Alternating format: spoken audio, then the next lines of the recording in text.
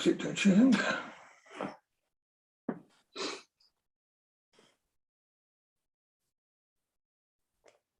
Okay, I'm going to kick off. Thanks everyone for joining us here this morning for this very brief session and an opportunity for us to talk about the government's planned state pension age review. So I'm David Sinclair, Director of the International Longevity Centre. We are the specialist think tank on longevity and its impact on society.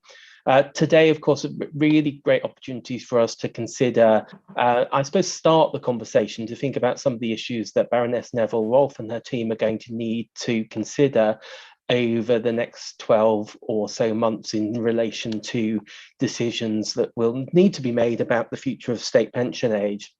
Really pleased that we've got Baroness Neville-Rolfe joining us. And to talk a little bit about the work that she's got planned in the timetable, and she's got her team here as well to listen to some of the feedback that you've got from today. I'd just like to thank the members of the ILC Partners Programme for their support in making this webinar possible, and I'm going to bring a few of those in initially to the conversation to feed in their thoughts after the intro. Lily, do we have Baroness Neville-Rolfe yet, or shall I get Les to kick off and then ask Baroness Neville-Rolfe to come in? I'm just checking, but I think perhaps we'll start with Les. So she is trying to get into the meeting. She says she's in the waiting room, but she can't be admitted. Yeah, I'll be looking into that. So should we kick off with Les, and I'll check what's happening there.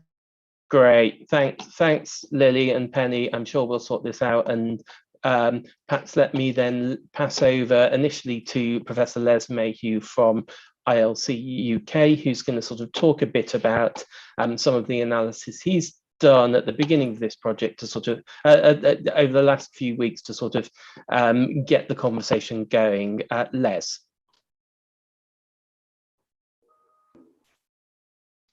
Oh, you're doing the old mute, Les. Sorry about that. Can you hear me now? Yep. Yeah, all good. Okay. Thanks very much, and good afternoon, everybody. I see there's a really interesting attendees today, and I'm looking forward to having a great discussion as well. Hopefully, the Baroness will be able to join us very soon.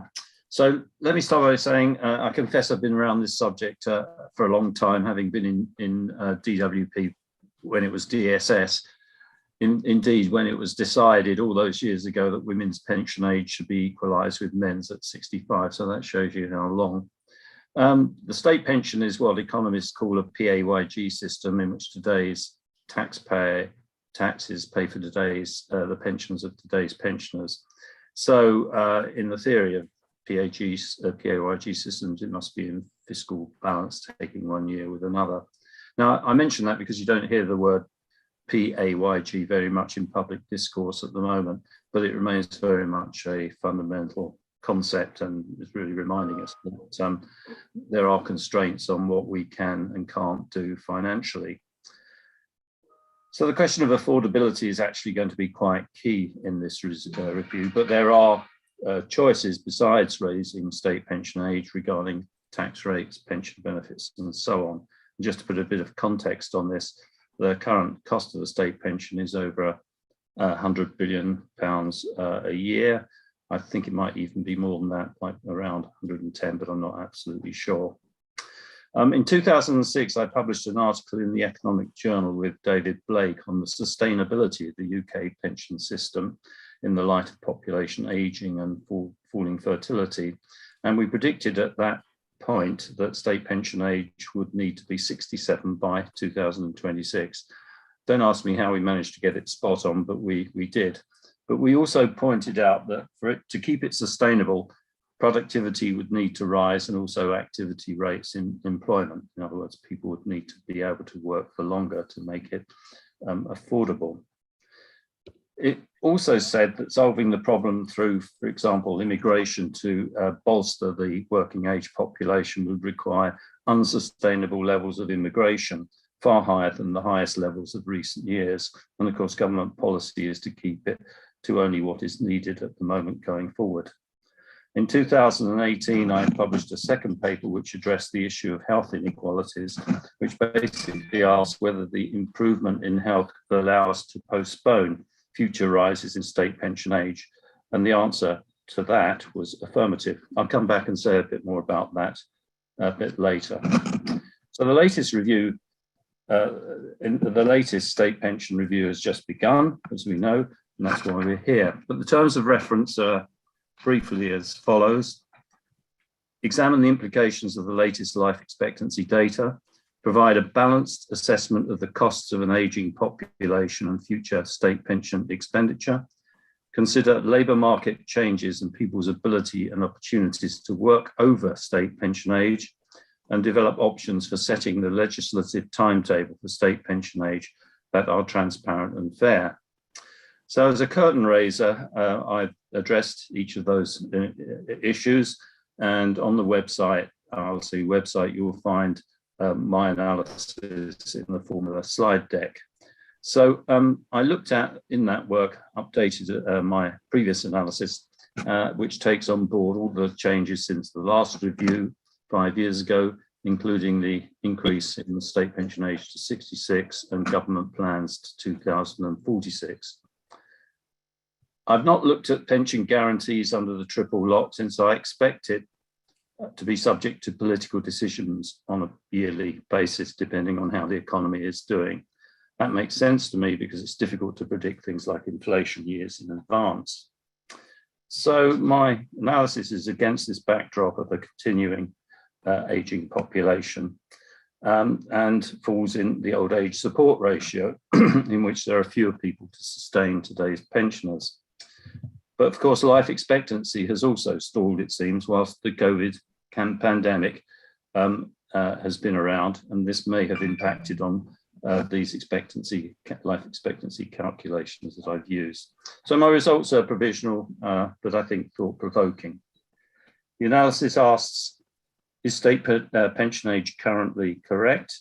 Is the present timetable too fast or slow? Is it fair intergenerationally speaking? Is it fair to everybody? How do we calculate it, and how much will it cost? I used 4 different but plausible ways of calculating state pension age, concentrating both on the timetable and costs versus current government policy. I expressed costs as a percentage of current plans. So, for example, a value of 90% means that an option would be cheaper by 10% in the relevant year. A value of 110% means that it would be 10% more expensive in the relevant year.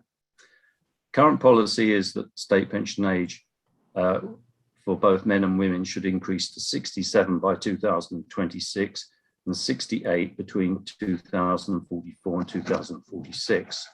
The 2017 review of state pension age proposed a faster timetable, increasing from 67 to 68 between 2037 and 2039. I looked at that too. Now, a key finding is that it's not possible to meet all the criteria. They give slightly different timetables and also cost implications. I take this as a positive because the bandwidth of choice is reasonably narrow. All of them track existing government timetable for the next few years, but diverge somewhat after 2030. The results are based on the most recent population projections, but not the very latest mortality data. However, I don't think the results would alter very much. This remains to be seen and is an important part of the review. The 4 metrics or rules that I looked at are as follows. Constant expectation of life on reaching state pension age. I call this the equivalence rule. A constant ratio between the population sizes above and below state pension age. I call this the fiscal rule. A constant proportion of adult life spent in retirement. I call this the 1/3 rule. A constant proportion of the population surviving to state pension age, the fairness rule. You can find the results, as I say, in the slide pack ILC is published today. But let me summarize the results briefly. One, firstly, ensuring future generations have the same number of years as currently ahead of them would mean state pension age increasing to 68 by 2041, 2 to 4 years earlier than currently planned. This would save the government between roughly 5 and 6% on state pension expenditure from 2037. Two, keeping the ratio of people in work to those at or above state pension age constant is financially prudent, but would deliver faster rises in state pension age than current plans, rising to age 68 by 2031 and 70 by 2040 before levelling out. Savings accrue after 2030, rising to around 16% by 2040. Spending a third of adult life in retirement is a previously advocated policy and would deliver the slowest increases in state pension age, only reaching 67 in 2040. Because of this, it costs more, especially between 2027 and 2033, when it would be roughly 6 to 7% more expensive than current plans. The fourth option is setting state pension age such that the proportion of the population living up to and beyond pensionable age, currently 85.5%, is always the same. This would cause the state pension age to reach age 68 by 2032 and age 70 by 2042. This method will work out between 12 and 16% a year less expensive from 2035. So they're the four metrics, and they're the results. You can see them in more detail in the slide deck. Now, you can decide for yourselves which is fairest to individuals, the pensioner population, taxpayers, or to generations. And obviously, differences on this of this magnitude will require some reflection, but I think it gives us a good understanding of the bandwidth that we're talking about.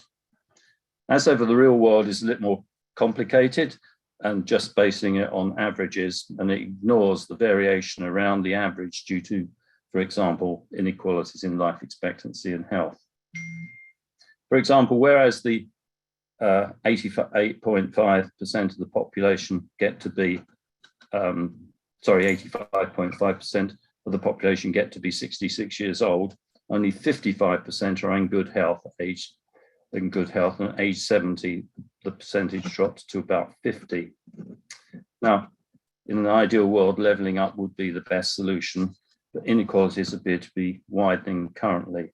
So I think this is going to be the elephant in the room as far as this review is concerned. However, my calculations show that if activity rates prior to state pension age increased through more people being in work, then some of these rises in state pension age could be postponed. But I'd also think that poor health is one of the barriers to achieving this. Anyway, I'll stop at this point and look forward to us discussing some of these points and others in the discussion. Back to you, David. Great, thanks, Les. Really great intro. We've only got about 40 minutes. I think the minister's trying to connect, so I'm going to bring in a couple of other people whilst we're waiting. Morning. Good afternoon. Oh. It's Lucy Everard speaking. Thank you so much for sending me a link to a different computer. I'm afraid the computer that it doesn't seem that I've been given for the review doesn't seem to want to link into your operations, which is a great to have you here. Sorry about this. Good morning.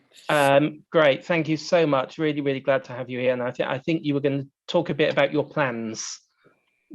Yes, I mean, perhaps I could just make some introductory remarks, and I apologise for the cock up over the IT. So, I mean, obviously, I thank you for being, I think, the first to take an interest in this independent review of state pension age.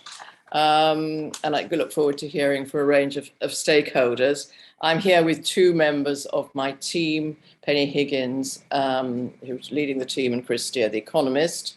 And for those of you who don't know me, I've had an unusual career. I was a civil servant. Then I moved to business, mainly to Tesco, for 15 years, and I've been a peer since 2013. I've recently been appointed to lead the review into the state pension age. That was announced before Christmas. I will be publishing a report later this year, which the government will then take into account as part of the second government review of state pension age. Forgive me if you've already gone through this before I joined. Obviously, it's a hugely interesting, important and complex subject. As I see it, the state pension will have an impact on everyone at some point in their lives, from being a beneficiary or contributing to it. Some of you will have seen my terms of reference, and my focus is to explore what metrics should be taken into account when considering how to set the state pension age. And part of that, I'm going to be considering recent trends in life expectancy, intergenerational fairness, the question of whether it's right for there to be a fixed proportion of adult life that people should on average expect to spend over state pension age, what additional alternative metrics would be appropriate to take into account when making state pension age decisions, and the sustainability and long-term affordability of the state pension. I'd like to emphasize that this is an evidence-based review, so it's good to talk to someone like yourselves. We'll be interrogating the data closely. And I'm sure you've seen the ONS data released last Wednesday with the latest life expectancy projections, very timely from my point of view. But I also want to talk to as many people as possible as part of my review. Obviously, today is the start of a conversation, and I hope to meet many of you in the coming months. As part of the review, I'm planning to launch a formal call for evidence as soon as I can. So thank you for inviting me. And I very much need to be in listening mode today, I think. But hopefully we look forward to lots of interaction in the coming months. Thank you very much. Thank you so much, Baroness Neville-Rolfe. Let me, I think the huge number of people on here actually, and enthusiasm of our stakeholders, and whether that be from, clearly from industry, from academia, from other sectors, highlights the real interest and importance of this review. I think what I might do now is bring in a couple of people who also, one person who was very heavily involved in the last review, and then another organisation who are going to be involved in this review. So I was going to ask Steve Webb, who was I think responsible, or at least the minister who took through the 2014 Pensions Act, to say a few words, and then Joanne Gosh, who from the Government Actuaries Department, to say just a little bit about not about the policy, but actually about what the role of the Government Actuaries Department is in this space. So perhaps I'll kick off with Steve, with any reflections, sort of what now 8 years on from that Pensions Act, on where we are and where you think we need to be going. Please do, everyone. Feel free to turn your cameras on, but keep your microphones off whilst you're not speaking. So Steve. Thank you, David, and Baroness Neville-Rolfe, thank you very much for joining the event today. It's good to hear from you. No, it's good to see you again. Yep. Thank you. Let me don my cynical hat for a moment, if I may. I mean, when we set this up first time around, we envisaged an independent review, and as you know, John Cridland did the first one. And there's all sorts of subtlety in John's report, and he went to Blackpool and looked at regional differences, and he made lots of recommendations. And in the end, the DWP said, well, stuff all of that.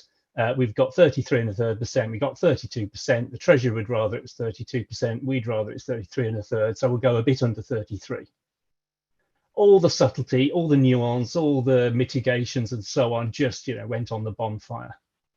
And then obviously you've been given the second review. I have no doubt you are an independent-minded person and you will say what you want to say. But what assurances have you been given that they'll take a blind bit of notice, that this isn't just a sort of fig leaf? You'll write a report saying, it's difficult, we need to think about people dying young in Glasgow, we need to think about carers, etc., just as John did. But actually, the life expectancy at pension age is 2 years worse than when John did his review. and yet you'll be under huge pressure to recommend actually going faster. And I don't know if you saw Leslie's presentation but the headline on the back of Leslie's presentation is "Think Tank calls for state pension age of 70 very soon." That is the headline that's coming out of Leslie's report. So how much? So I guess my question would be, given this was envisaged as an independent review, how confident are you? What assurances have you been given that you'll actually be listened to, rather than just, you'll produce a good report with lots of thoughtful things, and then the Treasury will just tell DWP what to do? Because you're a former Treasury Minister, so you know how the Treasury works. Perhaps, Steve, I was. I don't know if Baroness Neville-Roth is still with us. I think she was going to. I know she was very keen to be sort of in listening rather than answering mode at this stage. But now, Baroness, do you want to come in at all on this, or should we? On the whole, I don't want to answer the questions because I'm trying to be open-minded. But obviously, I wouldn't have taken on the job if I didn't feel that I could contribute intelligently to this very important issue and produce a report. And in good faith, I would expect the government to listen to me. Obviously, Steve has explained about the realities of politics, but let's embark on this with optimism. Thank you. Thanks, Steve. Joanne, do you want to talk for a moment about what the Government Actuaries Department's role is going to be as part of the review? Are you there with us? Yeah, I'm here. Thank you. Yeah, as civil servants, we don't comment on government policy, but clearly the Government Actuary does have a statutory role in relation to state pension age review, and the details of his role are set out in legislation. The duty to review the state pension age is with the Secretary of State, and that review is required to have regard to life expectancy and also to have regard to a wide range of other factors, whatever the Secretary of State considers relevant. So that's 2 reports that the Secretary of State commissions, one from the Government Actuary relating to the life expectancy element, providing the actuarial calculations, and then the one relating to the other factors, which is the Baroness's report. And so the Secretary of State will ask the Government Actuary to consider a range of different scenarios relating to future state pension age changes. But clearly making changes to state pension age is a political decision. There's a lot of factors involved, and the actuarial calculations relating to life expectancy is only one of those factors. So while mortality improvements in recent years have been slower than previously projected, a slowdown in mortality improvements doesn't automatically imply any particular outcome from the state pension age review. And so we're just not in a position to forecast the direction or the contents of the next SPA review. Great. Thanks very much, Joanne. I think we were particularly keen to have, GAD as one of our partners, but also as a key player in this space, an opportunity to talk about what your role is, and to pick up on the Minister's point as well, actually, around the importance of, and indeed Steve's, the importance of, an independent evidence review based process. So it's brilliant to have you involved from that point of view. David, I'm going to interrupt because I'm not a minister. Sorry. I'm Baroness. Sorry. And, sorry. I'm not sure I'd be doing I this. can promote you. I'm sure. A long time, like Steve, it's a long time since I was a minister. No, great. No, thanks for that. You're right.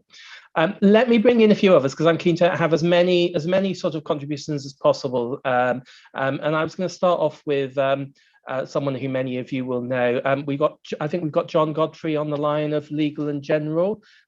John, do you want to say a few words about your sort of perspective on this from a private pension provider point of view? Well, I mean, very briefly, I mean, I'm like others more interested in listening than talking, but I think you identified, and Les identified absolutely spot on, the elephant in the room, which is the inequality of health outcomes and hence longevity outcomes.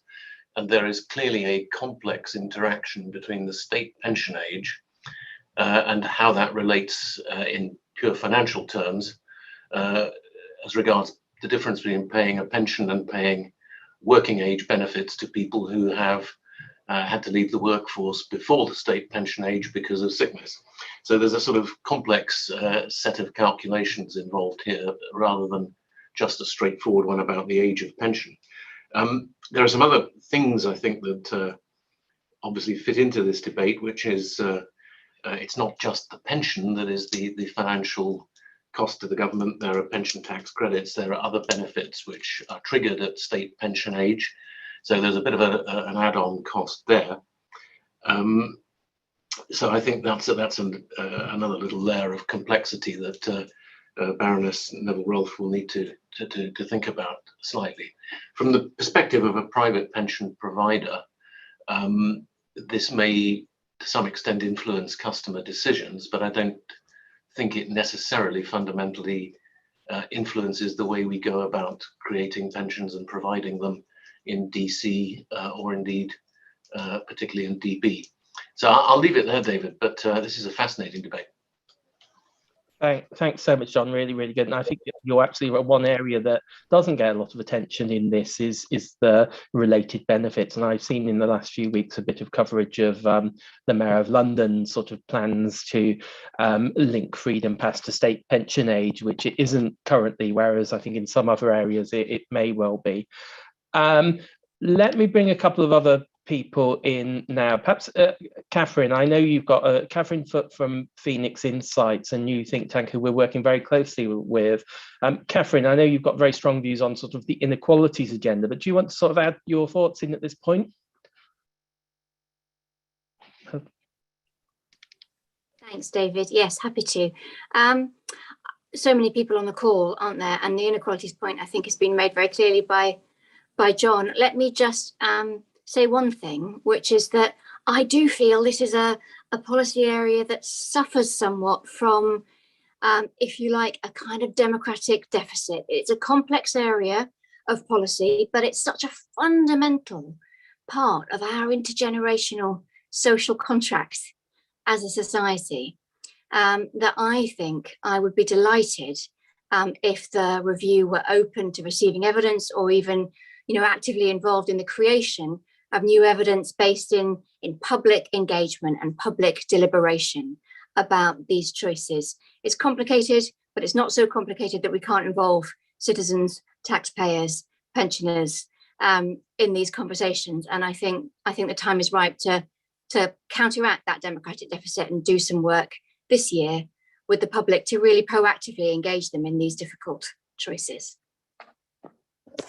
Great, thanks so much, Catherine. A couple of other people of our partners I'll bring in before sort of opening it more broadly. Please do, by the way, if you've got specific questions or you want to come in, do add a comment in the chat, and I'll see if I can grab it. And please, as they do add comments in the chat, because we will take them away afterwards.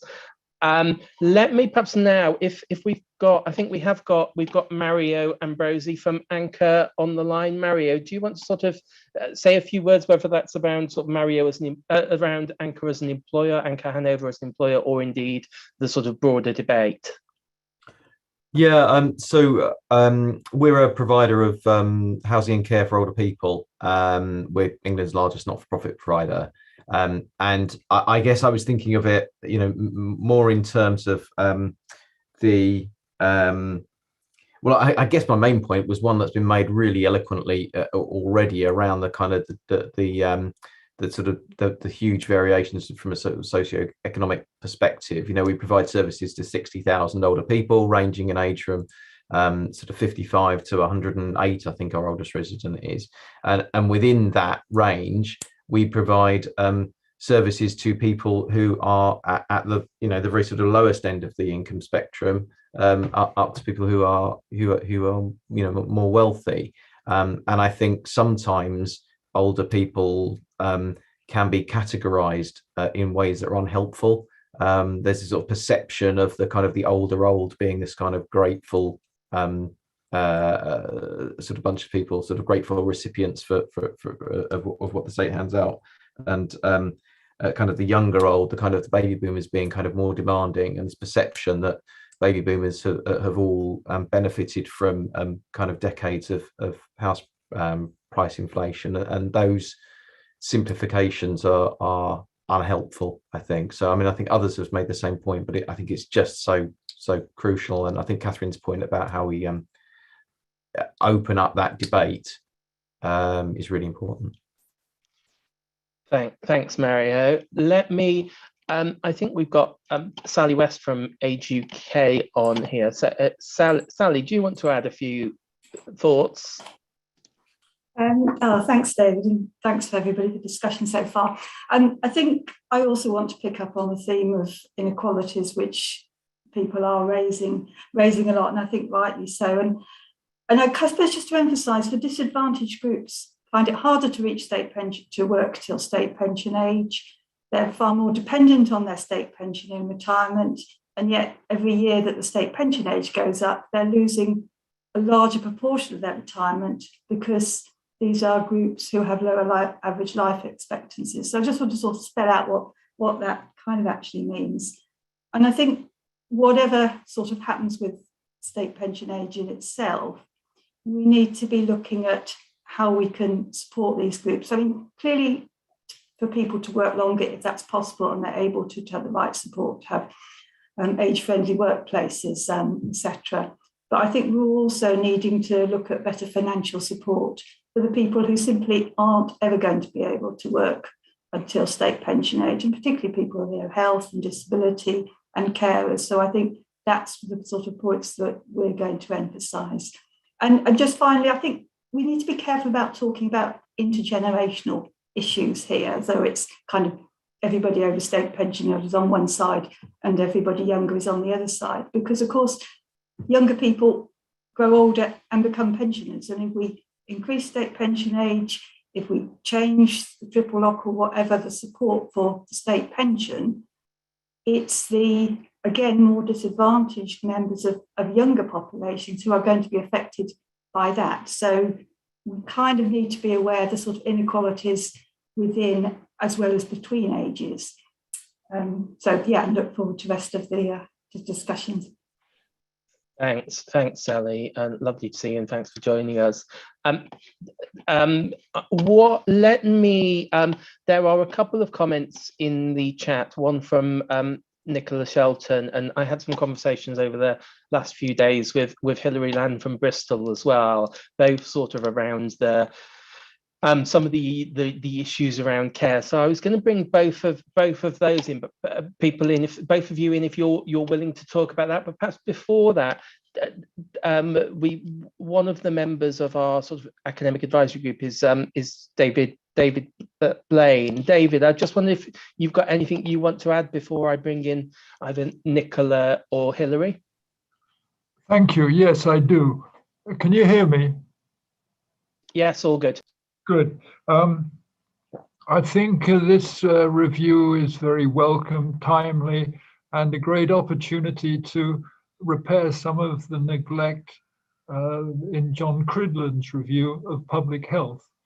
I think in this current COVID pandemic, we've learned the importance of public health, and that the interaction between public health and state finances is obviously very important. I think 4 things that should be taken on board from a public health perspective is that, firstly, quite a large proportion of every annual cohort going into these increased pension ages will be in poor health. The ages we're talking about are an age span where health rapidly deteriorates. So at age 60, maybe 10% will be in poor health. By age 65, it'll be more like 15, 20%. And that's why when you're looking at thinking in terms of extending working life, you have to think in terms of healthy life expectancy, not life expectancy. Second point is that for people at older ages, there are other forms of socially necessary labor which are appropriate to that at this stage of the life course. And two of these particularly are informal caring and volunteering. Informal caring saves the state vast sums of money, and volunteering is something that the health service benefits from enormously, and also many of the services on which public health depends. The third point, which is very important to take on board, is that chronic diseases, which is the diseases of the people in poor health at older age, relapse and remit. You have good days, you have bad days, you have good weeks, you have bad weeks, and that whatever employment is expected of people in this age group, flexibility has to be built into it so that people can match their work commitment with the fluctuations in their health. And finally, there is, I think, a very important and alarming results coming out of Torino in Italy that seem to show that for people who work in disadvantaged occupations are more likely, are being killed, to put it bluntly, by this policy of extending working life. And at the moment, I think it's quite important that work should be replicated elsewhere to see if it's a fact or just a finding. Those are my points. Thank you. Great. Thanks, David. Let me perhaps now, as I promised earlier and relates to one of your points, bring in Hilary, if that's okay. Hilary was very keen to sort of talk about some of the issues, particularly around care, and I say this has come up in the chat as well. Hilary, do you want to say some words? Yes, thank you. Thank you very much. I noticed both in the chat and what's already been said that we're very much aware of issues relating to ill health and disability.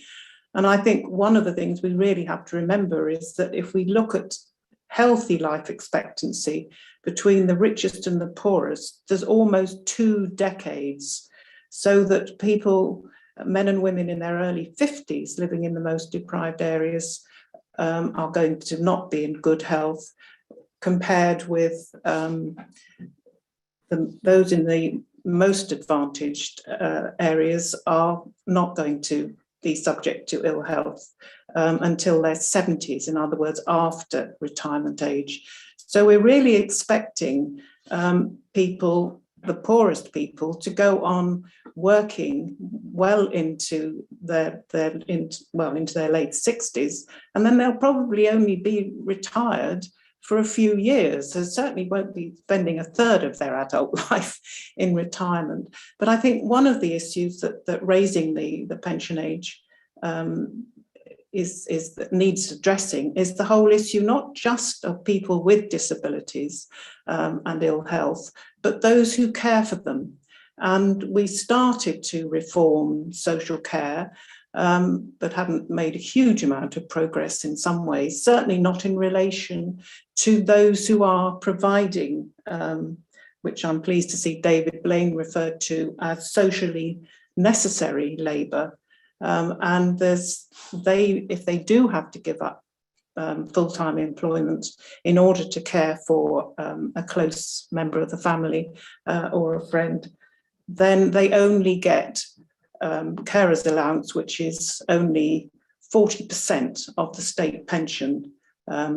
So they're expected to live on a much lower level than getting a pension, possibly for many years. Now, one of the answers, of course, is, and very important, is that we need to support men and women who are both providing care to stay in paid employment. So we need, just as mothers need childcare services, I think we need to understand better than we do that older workers may need services concerning looking after people with disabilities, to enable them to work. So they need respite care. They need to know that it doesn't all fall on them, and also that they have the right to paid leave and to work flexibly. And we're only beginning to discuss that. And I think we need to have a very firm and clear discussion about that and make progress on it. Meanwhile, it seems to me one thing, and Grain, I noticed in the chat that people are suggesting that it shouldn't be expected that people with full-time care responsibilities should have to wait until, well, at the moment 66, but longer possibly in the future, to take to be entitled to a pension. So maybe we should be arguing that the state eligibility for the state pension should depend on either one's state of health, and if you have a long-term illness or disability, but also if you have substantial caring responsibilities.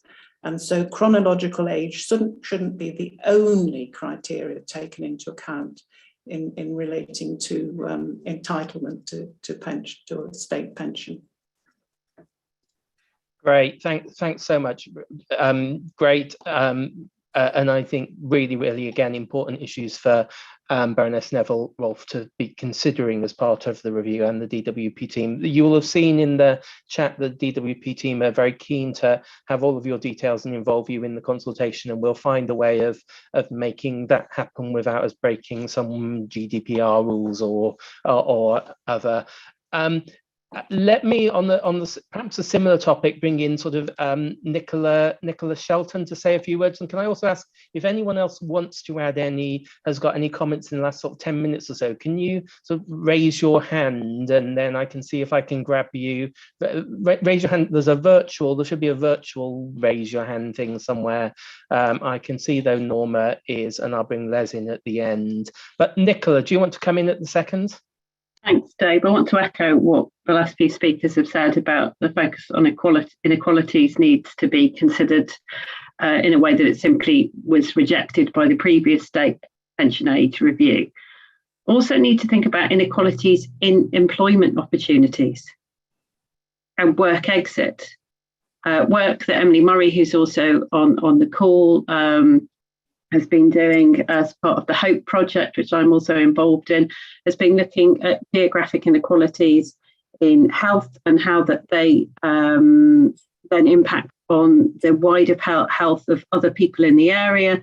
And we've got to take account of the fact that some people simply don't have the opportunities due to lack of skills, poor health, caring responsibilities to be in paid work throughout their working life, or even possibly any of it. And that simply isn't being considered. And a lot of those inequalities are geographic.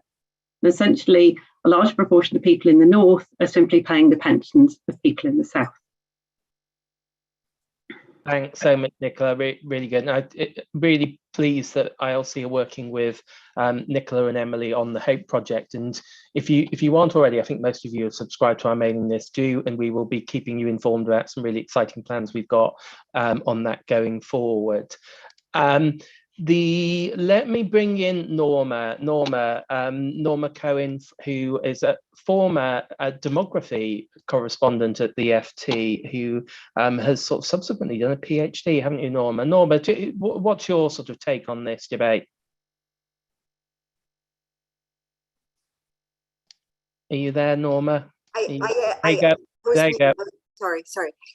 One of the things that's very striking to me that seems to be missing from the conversation is a discussion about what is state pension for? And I really wanted to address my question to Baroness Neville-Rolfe, because it seems to me that in any aspect of the design of state pension, that its ultimate purpose has to be kept in mind at all times. I mean, just to go back in history, you know, the political pressure for a state pension was rising in the late 19th century when, you know, the workhouse was the only answer.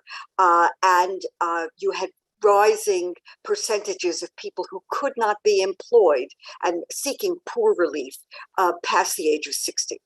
And the main purpose in 1925 was about providing basic income for those who were too old and frail to work. But there was a side issue that by the 1920s, in the interwar period, unemployment in Britain never fell below 10%. So another objective of state pension and in its creation and design was about siphoning off what is called surplus labor. And this is one of the big drivers between creation of US Social Security legislation in the 1930s. So I wanted to ask the Baroness, what is the objective? How do you see the main objective? What is pension for? What does it do? What's it intended to do? What policy objective is state pension intended to achieve? Thanks, Norma. Really good. I'm not going to put pressure on, and I did promise Baroness Neville-Rolfe that we wouldn't be putting questions at this point, not least because I think it's only had the job for about a month or something, and that included Christmas. But I think that's definitely one takeaway. Yes, because I've heard no discussion in this about what's it for. I think it's a really, really important question, particularly sort of in the light of some of the issues that have come up today around care and inequalities, and where is the role for the state pension age, for example, relative to other benefits such as disability benefits and carers benefits and other, as well as work-related benefits. But let me just bring a few other people in just to make sure that and I say, do put your virtual hands up if you'd like. Can I bring in Dr. Brian Beach, who is formerly of ILC and did his PhD specifically looking at older workers, but I know has a very strong interest in inequalities as well. Brian, what do you want to add? Yeah, thanks, David. And interestingly, I think this transitions quite well from what Norma was just saying, because one of the points I wanted to make is that a lot of what I've been seeing recently around this debate looks at it from a very economic and fiscal point of view. And employment in later life is hugely social. It has a huge social dynamic. Retirement is a new social phase of the life course in lots of ways. And so for this debate and thinking about changes to state pension age, I want to highlight the report I did for ILC with the Extend project that looked at some of the changes to state pension eligibility across Europe. This was a big sort of multiple universities across Europe led by Alan Walker out of Sheffield. And one of the findings they highlight is that this change in work orientation that we've seen in societies over recent decades has been the driver for increasing employment rates in later life, rather than any policy changes associated with changing state pension age. And on that, this is what I want to point to.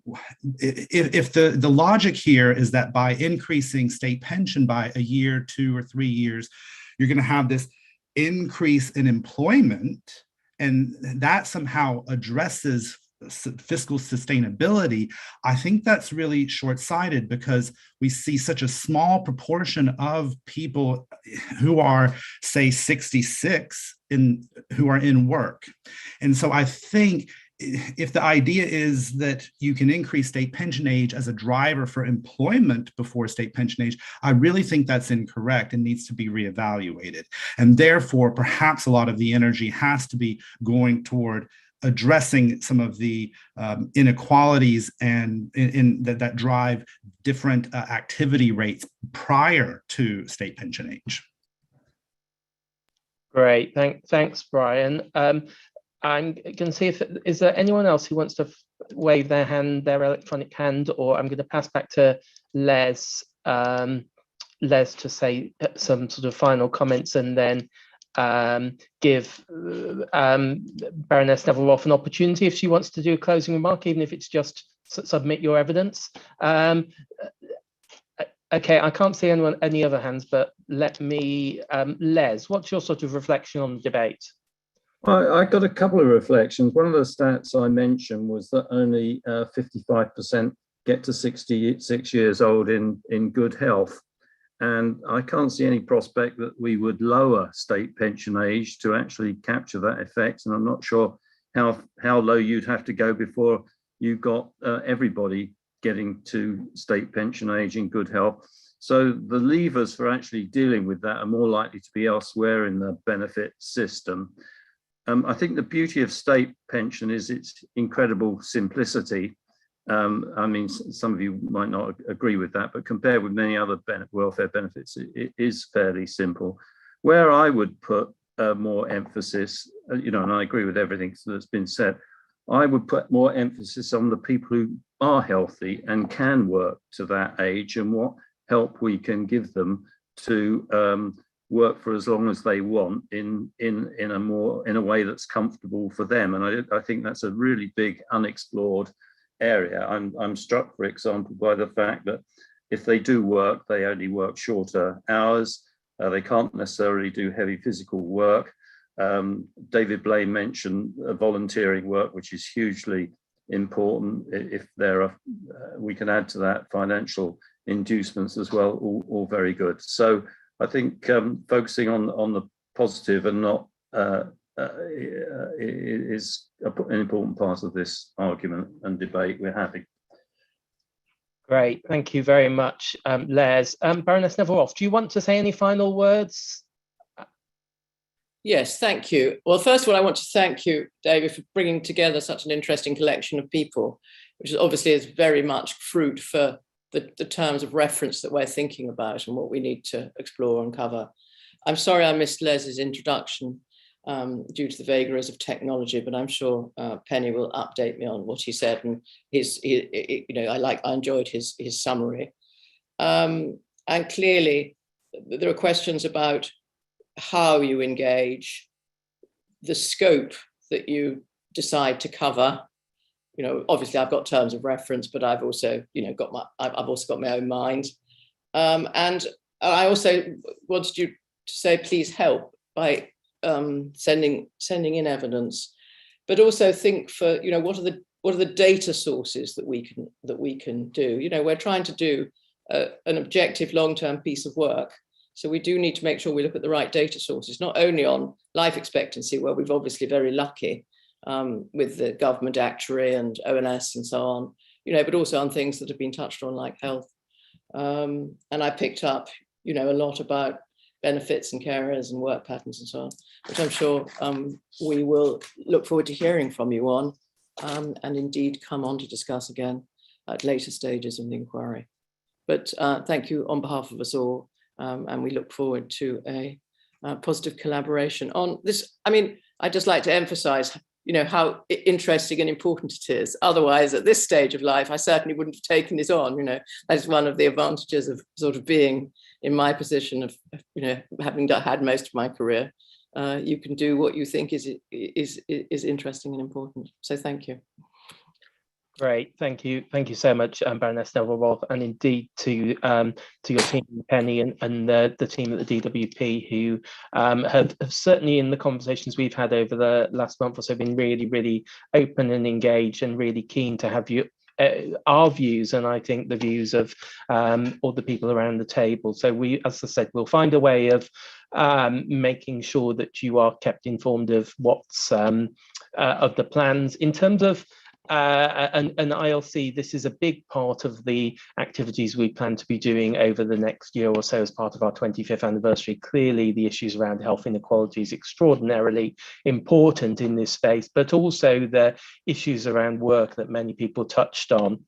We are, for example, currently running a Work for Tomorrow, which is an international innovation competition looking to reward some of the most promising solutions to support people to work longer. And within that, we've got some ideas around initiatives around health as well as learning and other areas. We're going to be doing a pitching session on the 15th of February, and then we have an award ceremony at Newcastle University on the 22nd of March. So I do hope some of you will be able to join us for that, where I think I hope we might be able to address some of Les's and some of the other points around actually how do we support people who are not just in poor health, but actually in good health to work longer. And I think some of our innovations that we've identified already may well do that. Our next webinar is the launch of our new report on diversity and inclusion with housing and care. And great to see again Brian on the line, who's been very involved in this report. This is going to be happening on Thursday, the 27th of January. You can sign up for more information via our website. So thanks again for joining us. We'll keep in touch in terms of our plans. Details of all of our upcoming events and activities are available on our website. And it's great to have you here and look forward to working with you all over the course of the year. So thank you very much. Okay, goodbye. Thanks, David. Thanks. Bye. Thanks, David. Thanks, Dave.